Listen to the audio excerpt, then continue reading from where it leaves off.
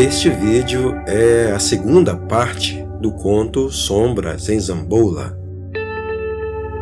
Em novembro de 1935, Robert E. Howard publicou na Rage Tales o conto Shadows in Zamboula, que tinha como nome original The Man-Eaters of Zamboula. Foi adaptado aos quadrinhos primeiro pela Marvel em setembro de 1976, na revista The Savage Sword of Conan, número 14, com roteiro de Roy Thomas e arte de Neil Adams e do estúdio filipino The Tribe. O conto está ilustrado neste vídeo com esta adaptação.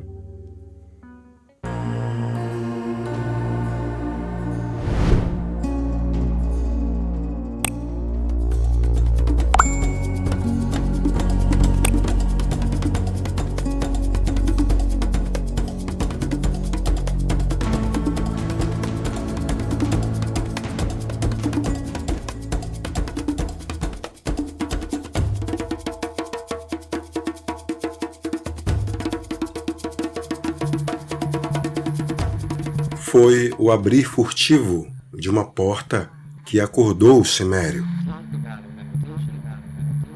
Ele não costumava despertar como os homens civilizados, aturdidos, entorpecidos e estúpidos. Conan despertou em um instante, com a mente clara, reconhecendo o som que havia interrompido seu sono. Permanecendo imóvel e tenso na escuridão, divisou a porta exterior se abrindo devagar.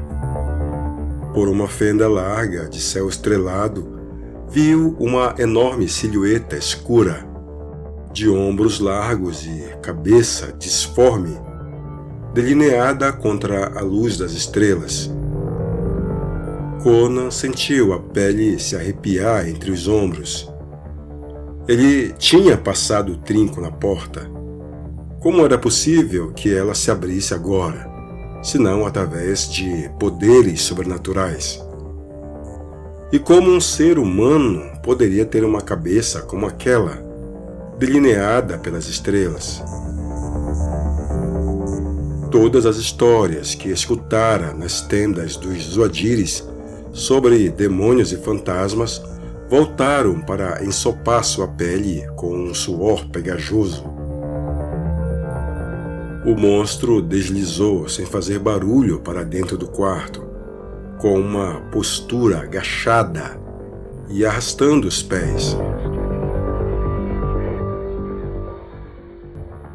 Um odor familiar assaltou as narinas do Cimério, mas ele não o tranquilizou, já que as lendas Zoadiris representavam os demônios como sendo fedorentos daquela maneira.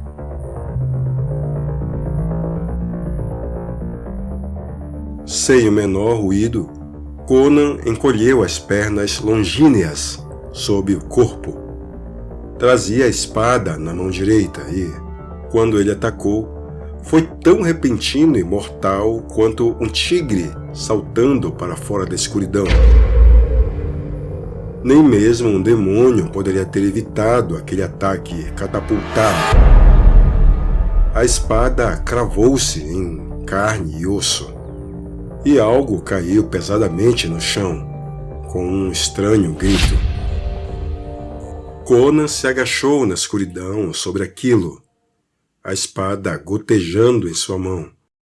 Fosse demônio, animal ou homem, a coisa estava morta no chão. Sentiu a morte como qualquer criatura selvagem. Lançou um olhar pela porta entreaberta em direção ao pátio, iluminado pela luz das estrelas.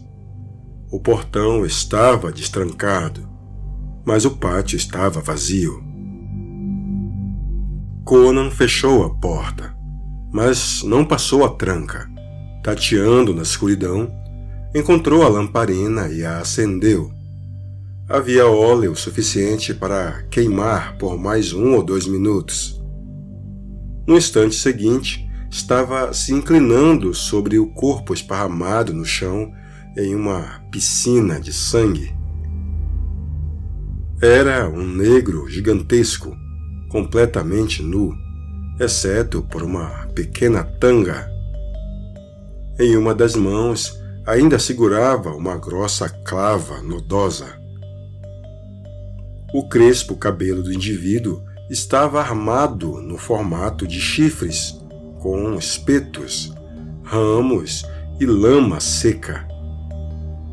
A cabeleira primitiva havia dado à cabeça seu aspecto monstruoso à luz das estrelas. Tendo recebido uma pista para resolver a charada, Conan abriu os grossos lábios vermelhos do homem e grunhiu ao contemplar dentes pontiagudos. Compreendia agora o mistério dos forasteiros que tinham desaparecido da casa de Aram Baksh. O enigma dos tambores negros que soavam além das palmeiras e da fossa cheia de ossos chamuscados. Aquela fossa onde uma carne estranha talvez fosse assada sob as estrelas, enquanto feras negras sentavam-se ao seu redor para saciar sua fome monstruosa. O homem que estava estendido no chão era um escravo canibal de Darfar. Havia muitos como ele na cidade. Canibalismo não era algo tolerado abertamente em Zamboula. Mas Conan sabia agora o motivo pelo qual as pessoas se trancavam em suas casas à noite e por que até os mendigos evitavam as ruelas abertas e as cabanas desertas. Ele grunhiu com repúdio ao visualizar sombras negras selvagens perambulando pelas ruas à noite, em busca de presas humanas, e homens como Aram Baksh, que lhes abria as portas. O estalajadeiro não era um demônio, mas algo pior. Os escravos de Darfar eram ladrões conhecidos. Não havia dúvida de que parte de suas pilhagens ia parar nas mãos de Aram Baksh. Em troca, ele lhes vendia carne humana. Conan voltou a apagar a luz, caminhando até a porta, a abriu e correu a mão sobre os ornamentos do lado exterior. Um deles era móvel e punha em funcionamento o ferrolho do lado de dentro. O quarto era uma arapuca para apanhar seres humanos como se fossem coelhos. Mas, desta vez, no lugar de um coelho, confinara um tigre. O bárbaro retornou até a outra porta, levantou o ferrolho e fez pressão sobre ele, que permaneceu imóvel, o que o lembrou de que havia um trinco do outro lado. Aram não corria risco nem com suas vítimas, nem com os homens com quem lidava. Afivelando o cinto de sua espada, Conan saiu para o pátio, fechando a porta atrás de si. Não tinha intenção de atrasar mais seu acerto de contas com Aram Baksh. Perguntou-se quantos pobres diabos haviam sido assassinados dormindo e arrastados para fora daquele quarto e estrada abaixo pela alameda de palmeiras até chegarem à fossa. Ele se deteve no pátio. O tambor ainda murmurava, e ele percebeu o reflexo de um brilho avermelhado através das palmeiras. Canibalismo era mais do que um apetite perverso para os negros de Darfar. Era parte integral de seu terrível culto. Os abutres já estavam reunidos em um conclave, mas qualquer que fosse a carne que encheria suas barrigas naquela noite, não seria a sua.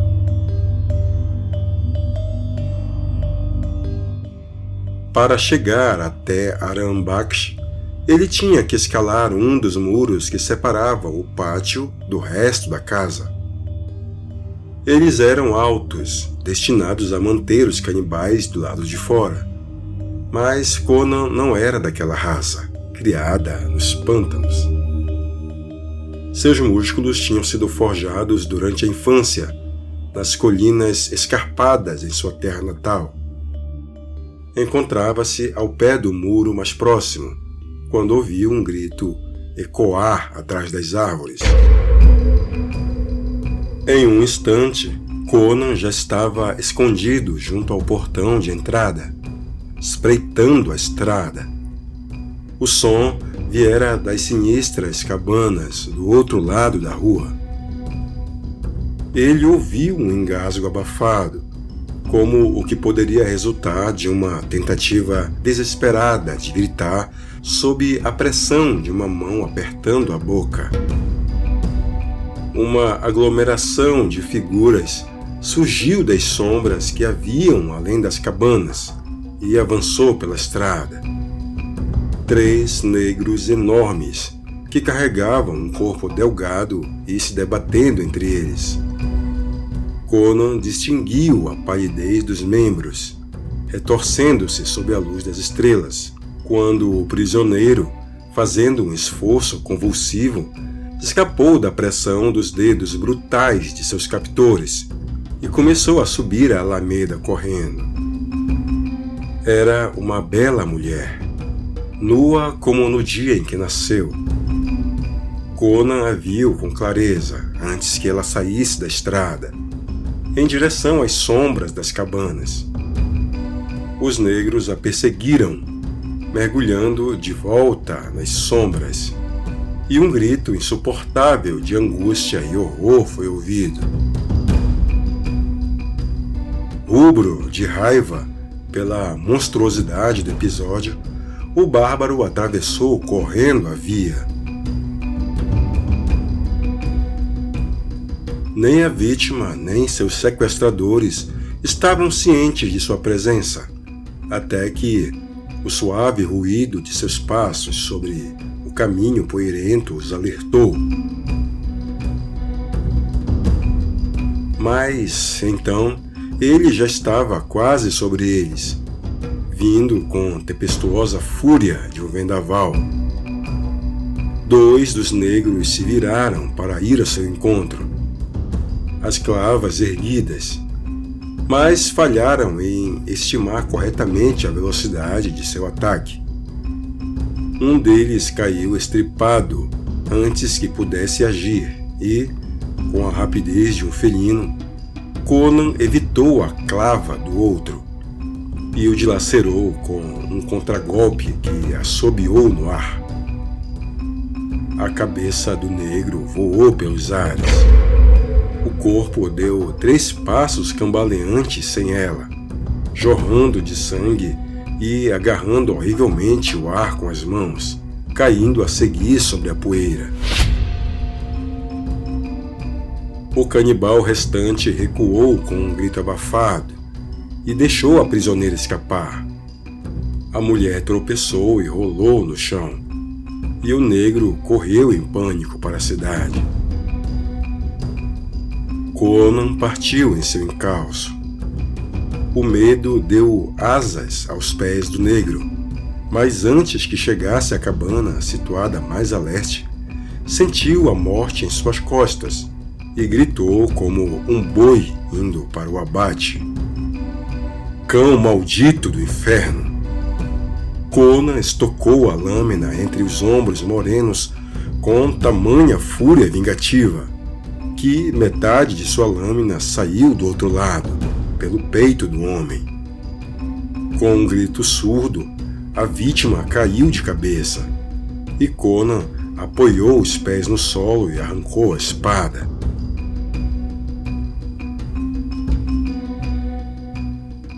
Somente a brisa perturbava as folhas das árvores. O bárbaro sacudiu a cabeça como um leão que agita a juba e grunhiu ante sua sede de sangue, ainda não satisfeita. mas nenhuma outra sombra surgiu das árvores e, diante das cabanas, a estrada iluminada pelas estrelas estava vazia.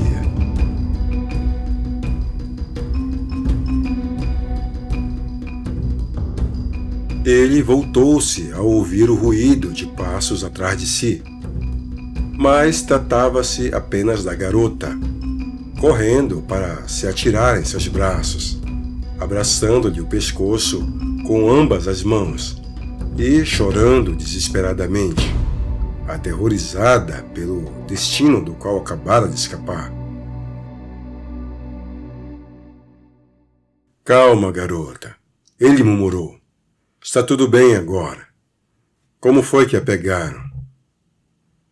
Ela resmungou algo ininteligível. Ele se esqueceu de Arambaksh quando a examinava sob a fraca luminosidade das estrelas. Ela era clara, embora de cabelos definitivamente negros. Era, obviamente, uma das muitas misturas de raça de Zamboula. Era alta, de aspecto delgado e esbelto, e ele estava numa boa posição para observá-la. A admiração queimou nos olhos ferozes do cimério, quando olhou para os esplêndidos seios e as pernas torneadas, que ainda tremiam de medo e esforço. Conan passou o braço em volta do quadril dela e reafirmou. Pare de tremer, garota. Você está a salvo. O toque pareceu tranquilizá-la. Jogou para trás os cachos espessos e sedosos e lançou um olhar temeroso por sobre o ombro, enquanto apertava mais seu corpo ao do cimério, como quem busca segurança por meio do contato. Eles me pegaram na rua, ela murmurou, estremecendo. Estavam me esperando, escondidos sob um arco escuro. Homens negros, enormes como gorilas. Que Sete tenha piedade de mim. Creio que sonharei com isso. O que você estava fazendo na rua a esta hora da noite?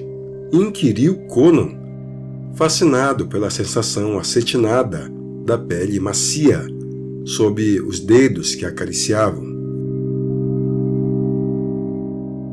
Ela jogou o cabelo para trás e olhou inexpressiva para o rosto dele. Parecia não estar ciente das carícias que ele lhe fazia. Meu amante, disse. Meu amante me levou às ruas. Ele ficou louco e tentou me matar. Quando fugi, fui agarrada por essas feras. Uma beleza como a sua pode enlouquecer qualquer homem, Conan afirmou, correndo os dedos pelas madeixas brilhantes. Ela balançou a cabeça, como se despertasse de um torpor. Já não tremia, e sua voz ficou mais firme. Foi a maldição de um sacerdote, Totrasmek, o sumo sacerdote de Hanuman, que me desejava para si próprio, aquele cachorro. Não precisa insultá-lo por isso, sorriu Conan. A velha hiena tem gosto melhor do que eu pensava. Ela ignorou o elogio. Estava recuperando o equilíbrio rapidamente. Meu amante é um jovem soldado turaniano. Para me castigar, Totrasmek lhe deu uma droga que o deixou louco.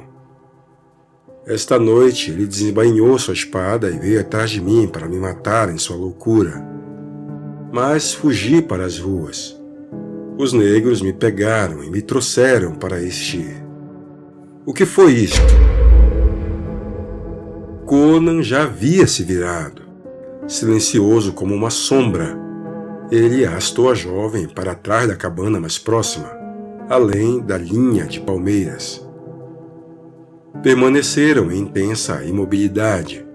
enquanto os murmúrios que tinham ouvido ficavam cada vez mais altos, até tornarem-se vozes distinguíveis.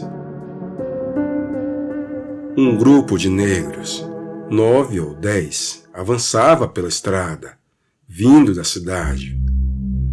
A garota apertou o braço de Conan e ele sentiu o corpo dela tremer aterrorizado. Agora já podiam ouvir claramente as vozes deles. Nossos irmãos já estão reunidos junto à fossa. Um deles afirmou. Não tivemos sorte. Espero que eles tenham tido o suficiente por nós. Aran nos prometeu um homem, murmurou o outro, enquanto Conan prometia mentalmente outra coisa a Aran. Aran mantém sua palavra. Grunhiu mais um. Muitos foram os que conseguimos em sua taverna, mas lhe pagamos bem. Eu mesmo lhe entreguei 10 fardos de seda que roubei do meu mestre. Por 7, era uma boa seda. Eles passaram rapidamente, pés descalços arrastando a poeira, e suas vozes desapareceram estrada abaixo. Bom para nós que esses cadáveres estão atrás das cabanas, murmurou Conan. Se procurarem no quarto mortal de Arambak, encontrarão outro morto. Vamos sair daqui.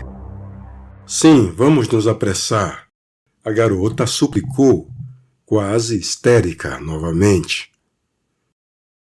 Meu amante está em algum lugar, vagabundeando sozinho pelas ruas. Os negros podem pegá-lo. Esse é um costume infernal, Conan exclamou, enquanto liderava o caminho em direção à cidade, seguindo em paralelo à estrada, mas escondido pelas cabanas e palmeiras. Por que os cidadãos não acabam com esses cães? Eles são escravos valiosos, a jovem murmurou. São tantos que poderiam se rebelar, caso lhes fosse negada a carne que tanto desejam. O povo de Zambola sabe que vagam à noite pelas ruas, e todos são cuidadosos, permanecendo atrás de portas trancadas. Exceto quando um imprevisto acontece, como foi comigo. Os negros atacam qualquer que possam pegar, mas raramente apanham alguém que não seja estrangeiro. O povo de Zambola não se preocupa com forasteiros que estejam de passagem. Homens como Arambak vendem os estrangeiros para os negros. Ele não se atreveria a fazer o mesmo com um nativo. Conan cuspiu enojado e logo a seguir conduziu sua acompanhante à estrada, que já se transformava em uma rua, ainda com casas sombrias de ambos os lados. Esconder-se nas sombras não combinava com sua natureza. Aonde quer ir? Ele perguntou. A jovem não parecia contestar o fato de Conan abraçá-la pela cintura. Minha casa, despertar meus criados, respondeu, para fazer com que procurem meu amante. Não quero que a cidade, nem os sacerdotes, nem ninguém saiba de sua loucura. Ele é um jovem oficial com um futuro promissor. Talvez possamos afastar a loucura dele se pudermos achá-lo. Se pudermos? Conan ladrou. O que a faz pensar que estou disposto a passar a noite procurando um lunático pelas ruas? Ela deu uma olhadela em seu rosto e interpretou, imediatamente, o brilho nos olhos azuis. Qualquer mulher teria compreendido que o cimério a seguiria onde quer que fosse, ao menos por um tempo. Mas, sendo mulher, ocultou seu conhecimento do fato. Por favor, suplicou com um começo de choro na voz. Não tenho mais ninguém a quem pedir ajuda. Você foi gentil comigo. Está bem, ele grunhiu. Está bem. Qual o nome desse jovem patife? Alafdal. Eu sou Zabib, uma dançarina. Dancei muitas vezes para o sátrapa Yundir Khan e sua amante Nafertari, e diante de todos os nobres e damas de Zambola. Totrasmek me desejava e, como o recusei, me transformou na ferramenta inocente de sua vingança contra Alafdal. Pedi uma poção de amor a Totrasmek, sem suspeitar da profundidade de seu ódio e astúcia. Ele me deu uma droga para misturar com o vinho de meu amante e jurou que, quando Alafdal a bebesse, me amaria mais apaixonadamente que nunca e satisfaria todos os meus desejos. Em segredo, joguei a droga no vinho dele, mas ao bebê-lo, meu amante enlouqueceu e as coisas correram conforme relatei. Maldito Totrasmek! Aquela cobra híbrida! Ah! Ela apertou o braço dele convulsivamente e os dois logo se detiveram. Tinham chegado ao distrito das barracas, deserto e escuro, pois já era bem tarde. Passavam por uma ruela e, na boca dela, havia um homem de pé, imóvel e silencioso. Sua cabeça estava abaixada. Mas Conan percebeu o estranho brilho de seus olhos, que o encaravam sem piscar. Sua pele se arrepiou, não por meio da espada que o homem segurava, mas por causa da incomum sugestão de sua postura e do silêncio. Ambos sugeriam loucura. Conan afastou a garota e desembainhou sua espada. Não o mate! Ela suplicou. Em nome de Sete, não o mate. Você é forte. Subjugue-o. Veremos. Ele resmungou, com a espada na mão direita e cerrando o punho esquerdo.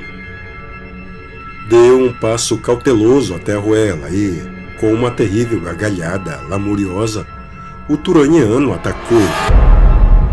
Conforme ele vinha, brandiu a espada e ficou na ponta dos pés, depositando toda a força de seu corpo nos golpes.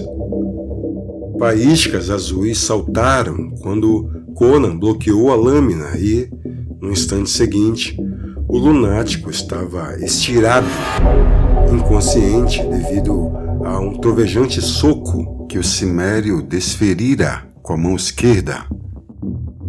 A garota correu até ele. Oh, ele não está! Ele não está! Conan se curvou, virou o corpo do homem de lado e o examinou com os dedos. Não está muito machucado, rosnou. O nariz está sangrando, mas isso poderia acontecer com qualquer um após um golpe desses na mandíbula. Ele logo voltará a si, e é até possível que recupere a razão. Enquanto isso, vamos amarrar seus pulsos com o cinto da espada. Assim. Agora, aonde quer que eu o leve? Espere. Ela se ajoelhou ao lado da figura desacordada. Tomou suas mãos amarradas e examinou-as avidamente. Então, balançando a cabeça desapontada, pôs-se de pé. Aproximou-se do gigantesco cimério e apoiou as mãos magras sobre o seu peito largo. Seus olhos escuros, como duas joias úmidas refletindo o luar, o encararam. Você é um homem de verdade. Ajude-me. Totrasmek deve morrer. Mate-o por mim. E meter meu pescoço em uma forca turaniana? Ele grunhiu. Não. Os braços delgados, forte como aço flexível, envolveram o pescoço musculoso. O corpo maleável pulsava contra o dele. Os Hyrcanianos não amam Totrasmek. Os sacerdotes de Sete o temem. É um mestiço que governa os homens por meio do medo e da superstição. Eu adoro Sete, e os Turanianos se curvam a Erlik, mas Totrasmek faz sacrifícios diante de Hanuman, o maldito. Os lordes turanianos temem suas artes sombrias e o poder que ele tem junto à população mestiça. Por isso o odeiam. Até mesmo Yundir Khan e sua amante, Nafertari, o temem e odeiam. Se ele fosse assassinado em seu templo durante a noite, ninguém buscaria com muito afinco o responsável. E quanto à magia dele? Reverberou Conan. Você é um guerreiro, ela respondeu. Arriscar a vida faz parte da sua profissão. Por um bom preço, ele admitiu. Haverá um preço, ela exclamou, ficando nas pontas dos pés, para mirá-lo nos olhos. A proximidade de seu corpo vibrante fez as veias dele se incendiarem. O perfume de seu hálito lhe subiu à cabeça. Porém, quando seus braços envolveram aquele corpo esbelto, ela os evitou com um movimento rápido e disse: Espere. Primeiro sirva-me nesse assunto. Diga seu preço. Ele falou com alguma dificuldade. Apanhe meu amante, ela ordenou. O cimério abaixou-se e pôs o corpo do homem sobre o ombro. Naquele momento, sentiu como se pudesse derrubar o palácio de Yundir Khan com a mesma facilidade. A garota murmurou algumas carícias ao ouvido do homem inconsciente, e não havia qualquer hipocrisia em sua atitude. Obviamente amava a Lafdal com sinceridade. Qualquer que fosse o trato que fizesse com Conan, não influenciaria em nada em suas relações com ele. Nessas coisas, as mulheres são mais práticas que homens. Siga-me! Ela o apressou ao longo da rua, e o cimério a seguiu facilmente, de forma alguma se sentindo desconfortável pela carga extra que carregava. Ele se manteve atento às sombras negras, espreitando sob os arcos, mas não viu nada suspeito. Provavelmente os homens de Darfar estavam reunidos na fossa. A garota virou em uma rua estreita e bateu cautelosamente a uma porta em forma de arco. Quase imediatamente, um postigo abriu no painel posterior e uma face negra olhou para fora. Ela se inclinou até perto da abertura e murmurou algo brevemente. Os trincos soaram nas cavidades e a porta foi aberta. Um gigantesco negro foi delineado contra a débil luz de uma lâmpada de cobre. Um exame rápido mostrou a Conan que o homem não era de Darfar. Seus dentes eram tortos e o cabelo crespo, cortado rente ao crânio. Era de Wadai. Zabib disse algo e Conan depositou o corpo do homem nos braços do negro, observando o jovem oficial ser deitado em um divã de veludo. Ele não dava sinais de que recobraria a consciência. O golpe que o havia desacordado poderia ter derrubado um boi. Zabib curvou-se sobre ele por um instante, os dedos se retorcendo e esfregando nervosamente. Então ela se endireitou e chamou o cimério. A porta se fechou suavemente. Os trincos clicaram atrás dele e o postigo cerrado fez sumir o brilho das lâmpadas. Sob o céu estrelado na rua, Zabib tomou a mão de Conan. A sua própria mão tremia um pouco. Você não falhará comigo? Ele balançou a juba negra contra as estrelas. Então siga-me até o santuário de Hanuman, e que os deuses tenham piedade de nossas almas. Avançaram em silêncio como dois fantasmas pelas ruas silenciosas. Talvez a garota estivesse pensando no amante, desacordado no divã sob as lâmpadas de cobre. Ou talvez estivesse tremendo de medo pelo que os esperava no demoníaco templo de Hanuman. O bárbaro só pensava na mulher que se movia formosamente ao seu lado. O perfume dos cabelos chegava até suas narinas. A aura sensual de sua presença enchia-lhe o cérebro e não deixava espaço para quaisquer outros pensamentos. Em dado momento, eles ouviram o ruído de passos na grama e esconderam-se sob as sombras de uma escura arcada, enquanto um esquadrão de guardas pelistianos passava. Havia 15 deles. Marchavam em formação cerrada, lanças em riste, e os homens na retaguarda traziam largos escudos de latão nas costas, para protegê-los de punhaladas vindas por trás. Os canibais negros eram uma terrível ameaça, até mesmo para homens armados. Assim que o som estridente de suas sandálias se perdeu no final da rua, Conan e a garota saíram de seu esconderijo e apertaram o passo. Pouco depois, viram o edifício quadrado e de teto baixo que buscavam surgir adiante. O templo de Hanuman encontrava-se solitário no meio de uma grande praça, deserto e silencioso sob as estrelas. Um muro de mármore cercava o santuário, com uma larga abertura de frente para o pórtico.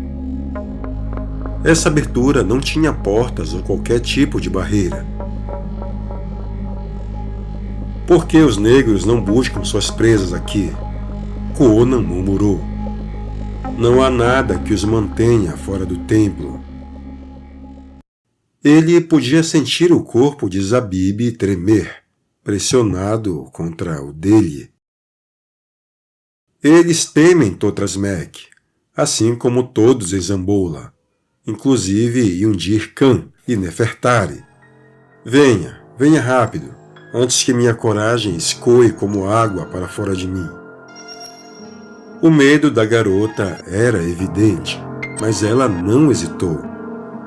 Conan desembainhou a espada e tomou a dianteira ao atravessarem o umbral do templo. Ele conhecia os terríveis hábitos dos sacerdotes orientais e estava ciente de que um invasor do templo de Hanuman podia esperar encontrar quase qualquer tipo de pesadelo horrível. Sabia que havia uma boa chance de que ele e a garota jamais saíssem vivos dali, mas já arriscara a vida vezes demais para gastar muitos pensamentos com essa possibilidade. Chegaram a um pátio com chão de mármore que emanava um brilho branco sob as estrelas. Um pequeno trecho de largos degraus levava à entrada principal, cercada por colunas. As grandes portas de bronze estavam abertas, como haviam ficado por séculos. Mas nenhum fiel queimava incensos lá dentro. Durante o dia, homens e mulheres podiam ir timidamente ao santuário e deixar oferendas para o deus macaco ao pé do altar negro. À noite, o povo evitava o templo de Hanuman, como a lebre evita o rastro de uma serpente. Incensários queimando banhavam o interior com uma luz suave e estranha, que criava uma sensação de irrealidade. Próximo à parede do fundo, atrás do altar de pedra escura, sentava-se o Deus, com um olhar sempre fixo na porta aberta, pela qual suas vítimas haviam entrado por séculos, arrastadas por correntes de rosas. Um pequeno sulco seguia da soleira até o peitoril do altar e, quando os pés de Conan o sentiram, ele os afastou rapidamente, como se tivesse pisado numa serpente. Aquele sulco fora desgastado pelos pés vacilantes dos incontáveis que haviam morrido gritando sobre o terrível altar. Bestial sob a luz incerta, ali estava Hanuman, encarando através de sua máscara entalhada. Ele se sentava, não como um macaco, mas com as pernas cruzadas, feito um homem. Contudo, seu aspecto não era menos simiesco por causa disso. Estava esculpido em mármore negro, mas seus olhos eram rubis que brilhavam com um resplendor vermelho e luxurioso, como as brasas das mais profundas fossas infernais. As mãos enormes apoiavam-se sobre o colo, palmas para cima, as garras abertas. Na ênfase exagerada de seus atributos e no olhar de sátiro que seu semblante exibia, estava refletido o abominável cinismo do culto degenerado que o deificava. A jovem contornou a imagem, indo em direção à parede traseira e, quando um de seus quadris roçou como um dos joelhos esculpidos do macaco, ela se encolheu e estremeceu, como se tocada por um réptil. Havia um espaço de vários pés entre as costas largas do ídolo e a parede de mármore, cujo friso era folheado a ouro. Em ambos os lados, uma porta de marfim franqueava o ídolo sob um arco dourado. Essas portas dão para um corredor em forma de ferradura. Ela disse apressadamente: "Estive no interior do templo uma vez, só uma." Ela sentiu um arrepio e contraiu os ombros diante da lembrança, ao mesmo tempo horrível e obscena. O corredor se dobra como uma ferradura, com cada extremidade culminando neste quarto. Os aposentos de Totrasmek ficam na curva do corredor e abrem para ele. Mas há uma porta secreta nesta parede, que liga diretamente a uma câmara interna. Ela começou a passar as mãos pela superfície lisa, em que não se via rachaduras ou aberturas. Conan, ao seu lado, com a espada em punho, olhava cuidadosamente ao redor. O silêncio, o vazio do santuário e a sua imaginação visualizando o que poderia haver atrás da parede fizeram-no sentir-se como uma fera selvagem farejando uma armadilha. Ah! A garota enfim encontrou uma bola oculta. Uma abertura quadrada se revelou na parede. Então, ela gritou: 7! Conan saltou na direção dela ao ver uma enorme mão deformada agarrá-la pelos cabelos. Ela foi arrancada do chão e puxada pela abertura, a cabeça primeiro. O bárbaro, segurando-a de forma ineficaz, sentiu os dedos escorregarem pela perna nua e, num instante, ela desapareceu, a parede mostrando-se lisa como antes. Do outro lado, ouviram-se os ruídos abafados de luta, um grito esmorecer e uma gargalhada grave, que fez o sangue de Conan congelar nas veias.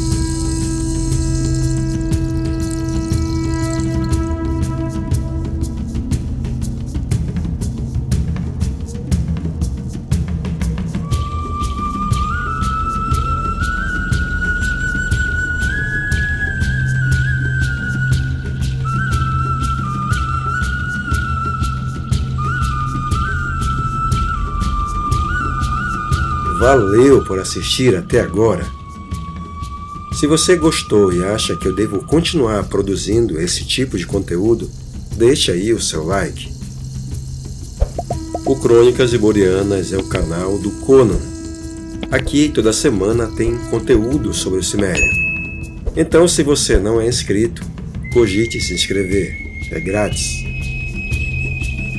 Além do like, você pode ajudar o Crônicas de mais duas formas. A primeira é utilizando o nosso link para fazer suas compras na Amazon. Ele está nas descrições dos vídeos e não altera em nada o valor de sua compra e ainda ajuda o canal a sobreviver. A outra forma de ajudar é através do botão Valeu, que está localizado logo abaixo do vídeo. Ali você pode clicar e apoiar o nosso trabalho com qualquer valor. Fique à vontade para contribuir se você puder.